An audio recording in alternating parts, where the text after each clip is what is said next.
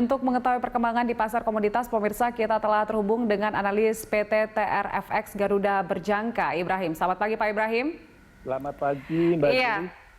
Ya, ini kita tahu bahwa harga emas berjangka ditutup turun tipis setelah sempat mendekati harga tertingginya ya selama 8 tahun. Ini sebenarnya prospek untuk harga emas dalam jangka pendek ini seperti apa?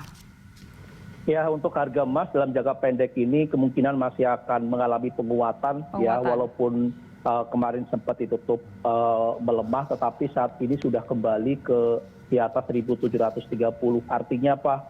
Bahwa harga emas secara internasional ini masih akan mengalami penguatan, bisa saja dalam minggu ini akan mencapai level tertinggi juga di 1.790-an.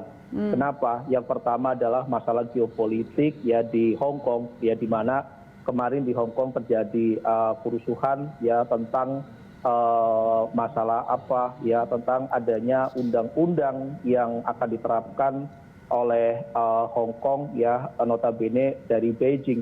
Ini sedikit mengganjal bagi para aktivis di Hong Kong. Nah, sehingga ada keinginan Hong Kong ini merdeka. Nah, ini yang sedikit memanas sehingga Amerika ikut campur ya dalam permasalahan Hong Kong. Kita tahu bahwa Hong Kong ini adalah salah satu negara, salah satu wilayah yang dulu dikuasai oleh Inggris, kemudian dikembalikan kembali terhadap Cina ya 100 tahun kemudian. Statement-statement yang memanaskan pasar ya di mana perang urat saraf antara Amerika dan Tiongkok ya ini yang akan mengarah kepada perang dingin. Ini akan mengindikasikan bahwa harga emas ini akan kembali melambung. Walaupun kita tahu bahwa seluruh dunia ya sudah membuka kembali tentang lockdown-nya. Artinya apa? Bahwa pertumbuhan ekonomi sudah kembali menggeliat ya sehingga di sini juga akan ada tarik menarik. Yang paling menarik saat ini adalah ekonomi di Inggris dan ekonomi di Eropa ya di mana Inggris kemungkinan besar akan menerapkan suku bunga negatif. Nah, sedangkan Bank Sentral Eropa akan memfokuskan diri terhadap stimulus. Nah, stimulus inilah yang akan mengangkat sentimen positif terhadap harga emas ke depan. Emas masih cukup berkilau untuk saat ini. Ya, walaupun kemarin terjadi fluktuatif, tetapi ada kemungkinan besar emas akan mencapai level di 1.800. Nah, ada pertanyaan, apakah benar di minggu ini akan ini yang menunjukkan tren positif ada juga CPO. Nah, untuk CPO sendiri Anda melihat proyeksinya seperti apa? Ya, untuk CPO ini memang karena di Malaysia saat ini masih terjadi lockdown ya.